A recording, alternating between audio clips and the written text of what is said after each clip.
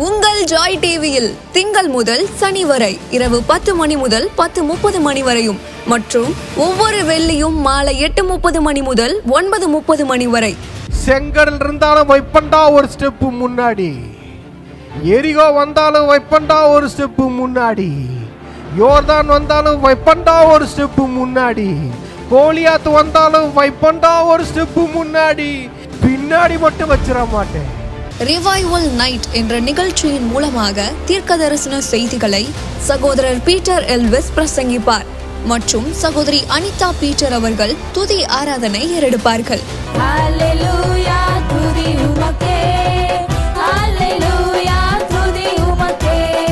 மனிதர்களின் வார்த்தையால் பாதிக்கப்பட்டது போதும், கடவுளின் வார்த்தையால் பாதிக்கப்படுவோம் வாருங்கள். நமக்குள் இருக்கும் இயேசு கிறிஸ்துவை உலகத்திற்கு காட்டும் நேரம் இது. வாருங்கள், இயேசுவுக்காய் எழும்புவோம். நீங்க இதுவரைக்கும் சபைக்கே போகாத ஒரு நபரா இயேசு கிறிஸ்துவ பற்றி உங்க வாழ்க்கையில ஆழமா அறிந்து கொள்ளணுமா? அப்ப ரிவைவல் சர்ச் உங்க எல்லாரையுமே அன்புடன் அழைக்கிறது. நம்ம கொளத்தூர் பூம்புகார் நகர்ல லொகேட் ஆயிருக்க ரிவைவல் சர்ச்சுக்கு நீங்க வாரம் வாரம் வர முடியும். சோ இங்க எவ்ரி சண்டே ஞாயிற்றுக்கிழமை காலையில 10 மணில இருந்து 12 மணி வரைக்கும் சபை ஆராதனை நடந்து கொண்டிருக்குது. சோ நீங்க எல்லாருமே இந்த ஆராதனையில குடும்பமா கலந்து கொள்ளலாம். அது மட்டும் இல்ல, எவ்ரி சாட்டர்டே ஒரு சனிக்கிழமையும் மாலை 8 மணி முதல் 9 மணி வரைக்கும் ப்ராஃபிட்டிக் ஈவினிங் நடைபெறுது. இதுல பாஸ்டர் பீட்டர் எல்விஸ் அவர்கள் உங்களுக்காக விசேஷ ஜெபம் ஏறெடுப்பார்கள். நீங்க தவறாம கலந்து கொள்ளுங்க. ஒருவேளை என்னால நேர்ல வர முடியலையே அப்படின்னு வருத்தப்பட்டீங்கன்னா நீங்க கவலையே பட வேணாம். நீங்க கூகுள் மீட் மூலமாகவும் எங்களோடு கலந்து கொள்ள முடியும். சோ கீழே தெரியுற இந்த கூகுள் கோடை நீங்க நோட் பண்ணி வச்சுக்கோங்க. இதன் மூலமா எங்களோட நீங்க ஜாயின் பண்ணுங்க. சோ கர்த்தர் உங்களை ஆசீர்வதிப்பார்.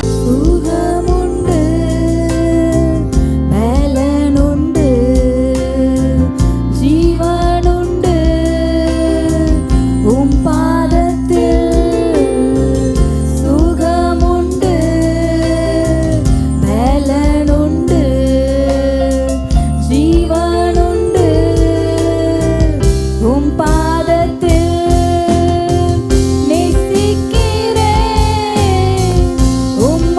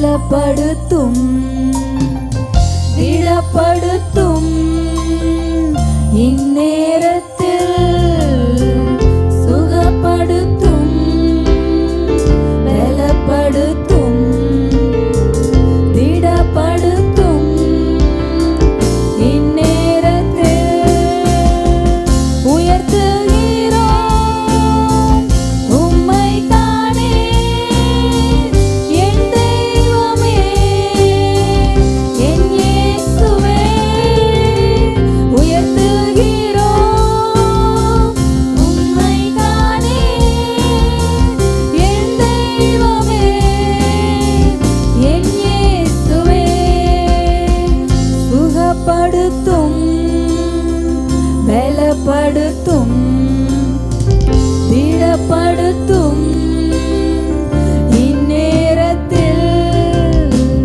சுகப்படுத்தும் பலப்படுத்தும் திடப்படுத்தும் இந்நேரத்தில் உயர்த்துகிறோம் உம்மை தானே என் தெய்வமே என் இயேசுவே உயர்த்துகிறோம் உம்மை தானே என் தெய்வமே என் இயேசுவே நேசிக்கிறேன் உம்மை தானே என் தெய்வமே என் இயேசுவே ஷகரகதுலமரரபா ஓரபபலதியரகதுனரபரபா ஓ எல்லா ஆண்டவருக்கு நன்றி சொல்லுவோம். ஆவியானவரே இந்த வேலைக்காக நன்றி. ரியலதர ஷகபபலருரபரபா உங்களை உயர்த்துறோம்ப்பா. எல்லாம் சொல்லுங்க, உங்களை உயர்த்துறோம் ஆண்டவரே. உங்களை நேசிக்கிறோன்னு சொல்லுவோமா? அவரை பார்த்து எல்லாம் சொல்லுவோமா? உங்களை நேசிக்கிறோம்ப்பா, உங்களை நேசிக்கிறோம் ஆண்டவரே, உங்களை உயர்த்துறோம்ப்பா இந்த வேலையில். ஓ ரகதல ரபரபா அவருடைய பாதத்தில் வந்திருக்கிறோம் பார்த்தீங்களா? அவருடைய சமூகத்தில் கூடி வந்திருக்கிறோம்ல. அவர் நமக்கு இந்த இடத்துல அவருடைய சுகத்தை வச்சிருக்கிறார். அவருடைய பாதத்தில் அவருடைய சமூகத்தில் ஜீவன் உண்டு, சுகம் உண்டு, பலன் உண்டு. இந்த வேலையில் உங்களுக்கு ஜீவன் உண்டாகுது. உங்கள் குடும்பத்தில் எந்தெந்த பகுதிகளெல்லாம் ட்ரையாக இருக்கிறோ அந்த இடங்கள்ல எல்லாம் ஒரு ஜீவன் உண்டாகுது. ஏன்னா நீங்கள் அவர் சமூகத்தை தேடி வந்திருக்கிறீங்கல்ல, அவர் சமூகத்தில் வந்து அமர்ந்திருக்கிறீங்கல்ல. அந்த உங்கள் சமூகத்தில் அமர்ந்த எல்லாருக்கும் இந்த வேலையில் சுகம் பலன் உண்டாகுது, ஜீவன் உண்டாகுது, இளைப்பாறுதல் உண்டாகுது. ஓ ரபலரியா ஷபா வியாதி நீங்குது, பாரங்கள் எல்லாம் நீங்குது. இருதயத்தில் பாரத்தோடு இருந்தீங்களா? இருதயத்தில் பாரத்தோடு இந்த ஆராதனையில் நீங்கள் ஒரு வேளை இருந்திருந்தீங்கன்னா அந்த பாரம் எல்லாம் உங்களை விட்டு நீங்குது. அவருடைய பிரசன்னம் அந்த பாரத்தை எல்லாம் உங்களை விட்டு நீக்கி போடுது. யோவான் 14வது அதிகாரம். உங்கள் இருதயம் கலங்காதிருப்பதாக. அல்லேலூயா. 18வது வசனம், நான் உங்களை திக்கற்றவர்களாக விடேன். அல்லேலூயா. என்ன ஒரு வார்த்தை பாருங்க. உங்கள் இருதயம் கலங்காதிருப்பதாக. என்ன ஆண்டவர், இருக்கிற சூழ்நிலையை பார்த்தா உக்காந்து ஓன்னு கத்தலாம் போல இருக்கு. நம்ம வாழ்க்கையில் இருக்கிற பிரச்சனைகளை பார்த்தா அப்படி தான் உங்கள் மைண்ட் வாய்ஸ் எனக்கு கேட்குது. என்ன பிரதர், இருதயம் கலங்காமல் இருக்கணுமா? எங்கள் வாழ்க்கையில் இருக்கிற பிரச்சனையெல்லாம் பார்த்தா கலங்கிறதா, ஓன அழுதரலாம் போல இருக்கு அப்படின்னு நீங்களாம் சொல்கிறீங்களா? யாருக்கு இந்த வார்த்தை? நிச்சயம் இதில் கலந்து கொண்டு இருக்கிற உங்கள் எல்லாருக்கும் இந்த வார்த்தை வருது. ஆண்டவர் சொல்கிறாரு, யார் யார் எதுக்கெல்லாம் கலங்கி கொண்டு இருக்கீங்கன்னு எனக்கு தெரியாது பாருங்கள். அன்றைக்கி அந்த சீஷர்களை பார்த்து சொன்னார். என்னாச்சு தெரியுங்களா? சீஷர்களை பார்த்து சொன்னார், இன்னும் கொஞ்ச காலத்தில் 13வது அதிகாரம் கடைசியில் பார்த்தீங்கன்னா தெரியும், நான் இன்னும் கொஞ்ச காலம்தான் இருப்பேன், அதுக்கப்புறம் நான் போயிடுவேன் அப்படின்னு சொன்ன உடனே அவங்களாம் ரொம்ப சோகமாயிடுவாங்க. உடனே சொல்லுவார், உங்கள் இருதயம் கலங்காதிருப்பதாக. இங்கே பாருங்க, அந்த சீஷர்கள்லாம் இருக்கிறாங்களே, இயேசுவோடு கூட நின்று இயேசுவை எதிர்த்தவர்களை இவர்கள் எதிர்த்தவர்கள். அன்றைக்கு இருந்த ராஜாக்களை எதிர்த்தவர்கள், பிரதான ஆசாரியர்களை எதிர்த்தவர்கள். இவர் ஆண்டவர் கூட இருக்கிறாருன்ற தைரியத்தில் எல்லாவற்றையும் விட்டு அவங்க வந்தவங்க. பேதுரு சொல்வார் பார்த்தீங்களா, ஏசப்பா உங்களுக்காக எல்லாத்தையும் நான் விட்டுட்டு வந்தேனே, எனக்கு என்ன கிடைக்கும்னு கேட்டார் பார்த்தீங்களா. அந்த மாதிரி எல்லாரும் ஆண்டவருக்காக எல்லாத்தையும் விட்டுட்டு ஏசப்பாட்ட வராங்க. ஏசப்பா என்னம்மா சொல்றாரு, நான் இன்னும் கொஞ்ச காலத்தில் நான் போயிடுவேன் அப்படின்றாரு. எப்படி இருக்கும் பாருங்க. என்ன ஏசப்பா, உங்களை நம்பி தானே ஏசப்பா வந்தோம், என் படகை விட்டேன், என் குடும்பத்தை விட்டு வந்தோம், 3.5 வருஷம் என் பொண்டாட்டி பிள்ளைகளெல்லாம் விட்டுட்டு வந்தோம், சொந்த பந்தங்கள் எல்லாத்தையும் விட்டுட்டு வந்தோம், எங்கள் தொழிலை விட்டுட்டு வந்தோம், எங்களுடைய சொத்துக்களை விட்டுட்டு வந்தோம், எல்லாத்தையும் விட்டுட்டு ஏன் வந்தோன்னா ஏசப்பா இருக்கிறாரு, அவர் பார்த்துக்குவாரு, அவர் நடத்துவாரு. தீர்க்கதரிசிகளால் சொல்லப்பட்ட வாக்குத்தத்தம் ஆண்டவராகிய இயேசு கிறிஸ்து வந்துட்டாரு அப்படின்னு எல்லாரும் இவரை ஃபாலோ பண்ணி வந்தா, கடைசியை பார்த்தா இவர் என்ன சொல்றாரு, நான் உங்களை விட்டு நான் போக போறேன் அப்படின்னு சொல்றாரு. அந்த இடத்துல அவங்களுடைய இருதயம் கலங்கி இருந்தது. பிரியமானவர்களே, நான் சொல்லட்டுமா, நிறைய பேர் சொல்றீங்க, ஏசப்பா நம்பி வந்தங்க பிரதர், அவரை நம்பி தான் வந்தேன், என் கடவுளை நம்பி வந்தேன் பிரதர். இப்போ பார்த்தா இருக்கிற சூழ்நிலையை பார்த்தா அந்த கடவுள் என்ன கைவிட்ட மாதிரி இருக்கு. எங்க நான் ஃபேஸ் பண்ற பிரச்சனையில் ஏசப்பா இருக்கீங்களா அப்படின்னு கேட்குற மாதிரி இருக்குது, அவர் கொஞ்சம் அமைதலாக இருக்கிற மாதிரி இருக்குது அப்படின்னு சொல்றீங்களா? கர்த்தர் உங்களை பார்த்துதான் இந்த வார்த்தையை என்னை சொல்ல சொன்னார், உங்கள் இருதயம் கலங்காதிருப்பதாக. ராஷா தரா, உங்க இருதயம் கலங்காதிருப்பதாக. அந்த 18வது வசனம் சொல்லுது, நான் உங்களை திக்கற்றவர்களாக விடேன். அப்படின்னா என்ன தெரியுங்களா? அந்த திக்கற்றன்னு சுத்த தமிழில் போட்டாங்க. என்ன தெரியுமா உண்மையான மீனிங் என்ன தெரியுமா? நான் உங்களை அனாதைகளாக விடேன். அல்லேலூயா. என்ன நம்பி வந்தில, உன்னை அனாதையா விட்டுட மாட்டேன்றாரு. ஐயா, திக்கு தெரியலையா, ஏசப்பாவை நம்பி வந்துட்டேன். இப்போ நிறைய பேருடைய வாழ்க்கை அப்படிதான் இருக்கு. கர்த்தரை நம்பி வந்துட்டேன், பாதி வழி வந்துட்டேன், இப்போ என்னன்னே புரியல, ஏதோ ஒரு ப்ராப்ளம் உங்களை சுற்றி இருக்குது, ஏதோ ஒரு பிரச்சனை. ஆண்டவர் சொல்றாரு, உன் பிரச்சனையில் உன்னை நான் அனாதையா விட்டுட மாட்டேன். இப்ப நீங்க ஃபேஸ் பண்ணிக்கிட்டு இருக்கிற பிரச்சனையில ஆண்டவர் சொல்றாரு, நான் உங்களை அனாதையா விட மாட்டேன், அனாதையா விட மாட்டேன். என்ன நம்பி தானே வந்தீங்க, என்ன நம்பி தானே காலை வச்சீங்க, என்ன நம்பி தானே கடல் மேல காலை வச்சீங்க, விட மாட்டேன். ஆண்டவருடைய வார்த்தை சொல்றாரு, நான் உங்களை அனாதைகளாக விட மாட்டேன்.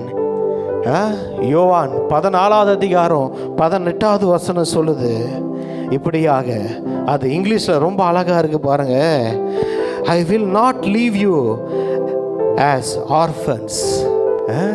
உங்களை நான் அனாதையா விட்டுட மாட்டேன். நான் சொல்லட்டுங்களா, ஆண்டவரை நம்பி வந்தீங்களே, நீங்க அனாதை மாதிரி இருக்க மாட்டீங்க. அல்லேலூயா. ராஜாக்கள் மாதிரி, ராஜாத்திகள் மாதிரி உங்களை ஆண்டவர் வாழ வைப்பாருங்க. ஆண்டவர் உங்களுக்கு சொன்ன வார்த்தை இதுதான், சொன்ன வார்த்தை இதுதான். அவர் உங்களை திக்கற்றவர்களாக, திக்கற்றனா என்ன செய்யறதுனே தெரியல பிரதர், என்ன பண்றதுனே தெரியல பிரதர், நான் என்ன பேசுறதுனே தெரியல, இப்போ என்ன செய்யறது பிரதர் அப்படின்ற சூழ்நிலை தானே நீங்க எல்லாரும் இருக்கிறீங்க. அப்படி இருக்கிறவங்களா ஒரு அந்த தம்ஸ் அப் போடுங்க பார்க்கலாம். நான் இங்கே பார்க்க முடியாது. ஒருவேளை அந்த சூழ்நிலை பிரதர் நீங்கள் கரெக்டாக சொல்கிறீங்க, ஆண்டவர் எனக்கு தான் பேசுகிறாரு, எனக்கு தான் பேசுகிறாரு பிரதர் அப்படின்னு சொல்கிறவங்க ஒரு தம்ஸ் அப் போடுங்க. திக்கற்றவர்களா? ஆண்டவர் சொல்கிறாரு, உங்கள் லைஃப்பில் எல்லா ஏரியாவில் கூட இல்லாமல் இருக்கலாம், ஆனால் ஏதோ ஒரு பகுதியில் எதுவோ காண்டவரே கைவிட்ட மாதிரி சில பேர் இதில் அட்டன் பண்ணியிருக்கிறவங்க லைஃப் இருக்குது. ஆண்டவர் உங்களுக்கு கொடுக்குற வாக்குத்தத்தம், நான் உங்களை அனாதை மாதிரி விட்டுற மாட்டேன். யோவான் 1:12 நம்ம தியானிச்சோம் கடந்த சில வாரங்களாக. தேவனுடைய பிள்ளைகளாகும்படி அதிகாரம் கொடுத்தார். ஏங்க, இந்த உலகத்தில் இருக்கிறவங்க தாய் தகப்பன் இருக்காங்க தெரியுமா, அவங்கெல்லாம் குழந்தைகளை அனாதையாக விட்டுட்டு ஓடி போன கதை தெரியும். குழந்தை பிறந்த உடனே தூக்கி குப்பையில் போட்ட கதை தெரியும்.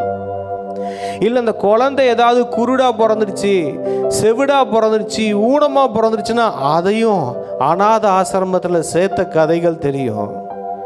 மனிதர்கள் செய்வாங்க. நம்ம ஆண்டவராகிய இயேசு கிறிஸ்து ஒருபோதும் செய்ய மாட்டார். ஹல்லேலூயா. அவர் சொல்றார், உங்களுக்கு நான் உங்களை திக்கற்றவர்களாக விட. அப்ப என்ன செய்ய போறீங்க?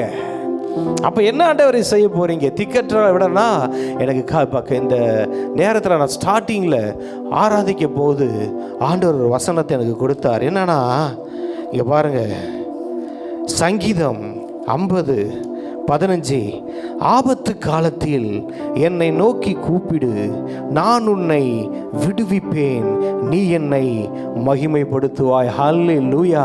இங்கே பாருங்க, இப்போ என்ன செய்ய போறா தெரியுமா? நீங்கள் ஃபேஸ் பண்ணிக்கிட்டு இருக்கிற இந்த ப்ராப்ளமில் ஆண்டவர் உங்களுக்கு ஒரு காரியம் செய்ய போகிறாரு. இப்போ நீங்கள் ஒரு ஃபேஸ் பண்ணுற அந்த ப்ராப்ளம் பிரச்சனை இருக்குல்ல, அதில் எத்தனையோ பேரை கூப்பிட்டு பார்த்துருப்பீங்க. இந்த நேரத்தில் ஆண்டவரை கூப்பிடுங்க. ஆண்டவர் வசனம் சொல்லுது, ஆபத்து காலத்தில் என்னை நோக்கி கூப்பிடு. அது எப்படிப்பட்ட காலமாக இருந்தாலும் பரவாயில்ல. உங்கள் லைஃப்பில் நல்ல காலம் இருந்துச்சுன்னா 4 பேர் இருப்பாங்க. நீங்கள் நல்லா இருந்தீங்கன்னா உங்களை சுற்றி 4 பேர் இருப்பாங்க. ஆனால் உங்களுக்கு ஒரு ஆபத்து வருதுன்னு வச்சுக்கோங்க, உங்களுக்கு ஒரு பிரச்சனை வருதுன்னு வச்சுக்கோங்க, அப்போ பக்கத்தில் யாரும் இருக்க மாட்டாங்க. ஆனால் இந்த கடவுள் எப்படி தெரியுமா? உங்களுக்கு எப்பேற்பட்ட ஆபத்து வந்தாலும், உங்கள் லைஃப்பில் அது எந்த காலமாக இருந்தாலும், நீ என்னை கூப்பிடு, நான் வருவேன். நான் வந்து என்னப்பா செய்வீங்க? அந்த ஆபத்திலிருந்து உன்னை விடுவிப்பேன். ஹல்லேலூயா. இந்த நேரத்தில் நீங்கள் ஃபேஸ் பண்ணிட்டு இருக்க எல்லா பிரச்சனைகளில் நான் சொல்கிறேன், தேவனுடைய தீர்க்கதரிசியாக சொல்கிறேன், அவர் வருகிறார். உங்களுடைய எல்லா ஆபத்துக்களிலிருந்து உங்களை அவர் விடுவித்து கொண்டிருக்கிறார். ராஷதரா. உங்களுடைய எல்லா பிரச்சனைகளிலிருந்து அவர் உங்களை விடுவித்து கொண்டிருக்கிறார். அந்த பிரச்சனை உங்களை அப்படியே பிடிச்சிக்கிட்டு இருந்துச்சுல, உங்களை பிடிச்சிக்கிட்டதுலேருந்து உங்களை ஒரு டெலிவரன்ஸ் உண்டாகுது, ஒரு ஃப்ரீ ஆவீங்க. ஏன்னா வசனம் சொல்லுது, சங்கீதம் 97:5, கர்த்தரின் பிரசன்னத்தினால் பர்வதங்களும் மெழுகு போல் உருகிற்று. ஹல்லேலூயா. அவருடைய பிரசன்னம் வரும்போது, அவருடைய பிரசன்னத்தில், அவருடைய மகிமையில் உங்கள் வாழ்க்கையில் இருக்கிற எல்லா பிரச்சனைகளும் மெழுகு போல உருகும். நான் ஒன்று சொல்கிறேன், நல்லா கேட்டுக்கோங்க. எந்த அளவுக்கு பிரச்சனை அதிகமாக இருந்தாலும் பரவாயில்ல. உங்களுக்கு ஒன்று தெரியும்ல, இப்போ ரோடு பார்த்தீங்கன்னா பள்ளமாக இருக்கும். அதில் சிஎம் நாளைக்கு வராருன்னு நினச்சிக்கோங்க, என்ன செய்வாங்க? உடனே பார்த்தீங்கன்னா அந்த ரோடு எப்படி ஆகிடும்? பள்ளத்தெல்லாம் நிரப்பி புது ரோடு போட்டுருவாங்க. நம்ம வாழ்க்கையிலையும் சில பகுதிகள் பள்ளமாக இருக்கு பாருங்க. என்ன பிரச்சனைனா, அந்த பரலோக சிஎம் இன்னும் அந்த பாதையில் வரல பாருங்க. அதான் ரீசன். ஆண்டவர் இன்னும் நம்ம வாழ்க்கையில் இன்னும் டீப்பாக நம்ம ஆண்டவர் அலோ பண்ணலை. அதான் பிரச்சனை. அவர் வந்திருந்தாருன்னா சூழ்நிலைகள் எல்லாம் மாறிடும். அந்த தெய்வம் வந்தார் நம்ம லைஃப்பில், எந்த அளவுக்கு அந்த தெய்வத்தை ஆராதிக்கிறீங்களோ, துதிக்கிறீங்களோ, பாடுறீங்களோ, அவருடைய வேதத்தை எந்த அளவுக்கு தியானிக்கிறீங்களோ, அவருடைய பிரசன்னத்தில் எந்த அளவுக்கு நிரம்புறீங்களோ, அந்த பிரசன்னம் வரும்போது கர்த்தரின் பிரசன்னத்தினால் பர்வதங்களும் மெழுகு போல் உருகிற்று. சர்வ பூமியுடைய ஆண்டவரின் பிரசன்னத்தினாலே உருகி போயிற்று. நான் சொல்ல முடியுங்க, என் ஸ்பைனல் கார்டு முதுகுக்கு பின்னாடி ஒரு கட்டி இருந்தது. அதே மாதிரி என்னுடைய இந்த கையில் இங்கே ஒரு கட்டி இருந்தது. நான் ஆண்டுடைய சமூகத்தை தான் என்ஜாய் பண்ணிட்டு இருந்தேன், தேவ பிரசன்னத்தில் நிரம்பிக்கிட்டு இருந்தேன், வேற எதுவும் செய்யலை. எனக்கே கொஞ்சம் என்னடா ஸ்பைனல் கார்டு கிட்ட இருக்கு பாருங்க, முதுகு தண்டு அந்த வடம் இருக்கு பார்த்தீங்களா, அந்த முதுகு தண்டு எலும்பு கரெக்டாக அது மேலே இருந்தது. ஆனால் அது இப்போ தேவனுடைய பிரசன்னத்தினால உருகி போனது. அல்லேலூயா, அது மறைந்து போனது. அல்லேலூயா. பிரியமானவர்களே, தேவனுடைய பிரசன்னத்தில் நிரம்புங்கள், அவருடைய வல்லமையில நிரம்புங்க, அவரை என்ஜாய் பண்ணுங்க, அவரை என்ஜாய் பண்ணுங்க. அவர் பிரசன்னத்துல நிரம்ப நிரம்ப நிரம்ப அவர் சமூகத்தில் நீங்க அமர்ந்து அவரை என்ஜாய் பண்ண தேவ பிரசன்னம் உங்களை நிரப்பும் போது உங்க சரீரத்தில் இருக்கிற அப்நார்மல் எல்லாம் நார்மல் ஆகும். சுகர் ஹையா இருக்குங்க அப்படின்னு சொல்றாங்களா, தேவ பிரசன்னத்தில் நிரம்புங்க. அந்த பிரசன்னம் தேவையில்லாதவைகளை கரைக்கும். உங்க சரீரத்தில் இருக்கிற தேவையில்லாத அன்வான்ட் திங்ஸை அது கரைக்கும். கொழுப்பை கரைக்கும், கொலஸ்ட்ராலை கரைக்கும், சுகரை குறைக்கும். நான் சொல்றேன், தீர்க்க தரிசனத்தை இதை நம்புனீங்கன்னா என்ன பிரதர் தேவ பிரசனம் இதெல்லாம் செய்யுமா அப்படின்னா, தேவ பிரசனம் குஷ்டரோகியே அழுவின மாமிசம் சாதாரண ஸ்கின் இல்லைங்க, அழுகி போன சரீரத்தை ஒரு நொடியில தேவனுடைய வல்லமை ஒரு புதிய சரீரமாக மாற்றியது என்றால், ஒரு செத்து போன சரீரத்தை ஒரு நொடியில உயிரோடு எழுப்பியது என்றால், இன்றைக்கு நாம ஃபேஸ் பண்ணிட்டு இருக்கிற பிரச்சனைகள், வியாதிகள், வறுமைகள், அவைகள் ஏமாத்திரம். பிரியமானவர்களே, இந்த உலகத்தில் இருக்கிற பிரச்சனைகள் சாத்தா என்னமா செய்யறான், நம்மளை பயம்புறுத்த தான் பார்க்கறான். நல்லா தெரிஞ்சுக்கோங்க, நம்மளை பயப்பட பிறந்தவர்கள் அல்ல, தேவனோடு சந்தோஷமாயிருக்க பிறந்தவர்கள். ஹல்லேலூயா. பயந்து வாழ்றேன் பிரதர்னு யாராவது சொல்றீங்களா? ஆண்டவரோடு சந்தோஷமா வாழ ஆரம்பிச்சிருங்க, அவரோடு நல்லா என்ஜாய் பண்ண ஆரம்பிச்சிருங்க, அவர் பிரசன்னத்தில் நல்லா நிரம்ப ஆரம்பிச்சிருங்க. வாழ்க்கை மாறுவதை பார்ப்பீங்க. அவர் பிரசன்னத்தில் பர்வதங்களும் மெழுகு போல உருகுதுன்னா அப்போ நம்ம பிரச்சனைலாம் எப்படி உருகும்? இப்போ நிறையா பேர் நான் பேசிக்கிட்டு இருக்கும் போதே நிறையா பேருடைய பிரச்சனைகள் அவைகள் மெழுகு போல உருகி கொண்டு இருக்கிறது. அப்படியே நீங்கள் ரிசீவ் பண்ணிக்கோங்க, தேவனுடைய வார்த்தையை ரிசீவ் பண்ணிக்கோங்க. என்கிட்ட சொல்லி உங்ககிட்ட ஒன்று சொல்கிறாருன்னா அதை நீங்கள் சொல்லும் போதே அது உங்கள் வாழ்க்கையில் நடந்து கொண்டு இருக்கிறது. உங்கள் வாழ்க்கையில் என்ன பண பிரச்சனையா, சுக பிரச்சனையா, சமாதான பிரச்சனையா, வேலையில பிரச்சனையா, எல்லா பிரச்சனைகளும் அது மெழுகு போல உருகுகிறது. அல்லேலூயா. அடிக்கடி நான் சொல்ற ஒன்னே ஒண்ணுதாங்க, நமக்கும் தேவனுக்கும் உள்ள உறவுதான் நம்மை உயர்த்தும். அவங்களுடைய பிரேயர் என்ன உயர்த்துமா? இல்லை என்னுடைய பரிசுத்தம் என்ன உயர்த்துமா? இல்லை என்னுடைய பணம், இல்லை என் படிப்பு உயர்த்தாது. உங்களுக்கும் கடவுளுக்கும் இருக்கிற உறவு உங்களை உயர்த்தும். அவரோடு வச்சிருக்கீங்க பார்த்தீங்களா ரிலேஷன்ஷிப். இந்த உலகத்தில் எவ்வளோ பெரிய கோடீஸ்வரனோடு இருக்கிற உறவை காட்டிலும், இந்த உலகத்தில் இருக்கிற எவ்வளோ பெரிய மனுஷனோடு இருக்கிற உறவை காட்டிலும் அந்த உறவு உங்களை உயர்த்துவது அதிகம். அவரோடு நல்லா என்ஜாய் பண்ண ஆரம்பிச்சிருங்க. நிறைய பேர் கண்ணீர் விடுறீங்க, அழுகிறீங்க. ஒன்று ஆண்டவர் சமூகத்தில் போய் உங்கள் இருதயத்தில் அண்ணாலம்மா கொட்டின மாதிரி எல்லாத்தையும் கொட்ட ஆரம்பிச்சிருங்க. வேற எங்கேயும் கொட்டாதீங்க, ஆண்டு சமூகத்தில் கொட்டுங்க. ஆண்டுடைய சமாதானம், அந்த பிரசன்னம் வரும்.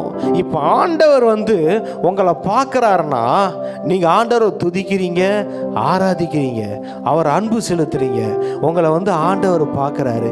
பார்க்கும் போது உங்கள் பிரச்சனையெல்லாம் பார்க்காம, உங்கள் தேவைகளையெல்லாம் பார்க்காம, உங்களுக்குரியவைகளையெல்லாம் பார்க்காம, சும்மா உங்களை மட்டும் பார்த்துட்டு இல்லை உங்களை மட்டும் பார்த்துட்டு பேசிட்டு போயிடுவாரா? யாரோ உங்கள் ஃப்ரெண்டு வராங்க வெளிநாட்டில் இருந்து, நீங்கள் ரொம்ப ஏழ்மையில் இருக்கிறீங்க, ரொம்ப தேவையில் இருக்கிறீங்க, அவங்க நல்ல ஒரு பெரிய பணக்காரன் ஆயிட்டாங்க, அவங்க வந்து உங்களை பார்க்குறாங்க, இல்லை உங்கள் கூட பிறந்தவங்களோ ஃப்ரெண்டோ யார் வேணா வந்து பார்த்துட்டு சும்மா உங்கள்கிட்ட பேசிட்டு, நீங்கள் நல்லா கிழிஞ்ச ட்ரெஸ் எல்லாம் போட்டிருக்கீங்க, நீங்கள் ரொம்ப ஏழ்மையான நிலைமையில் தேவைகள் நிறைந்த வாழ்க்கையில் இருக்கீங்க, உங்களை வந்து பார்த்துட்டு சும்மா பேசிட்டு அவங்க போயிடுவாங்களா? போக மாட்டாங்கல்ல. ஏதோ அவங்களால முடிஞ்சதை செய்வாங்கள்ல. பிரியமானவர்களே, நீங்கள் தேவனை ஆராதிக்கும் போது, நீங்கள் அவர்கிட்ட பேசும்போது அவர் உங்களை பார்க்கிறார்.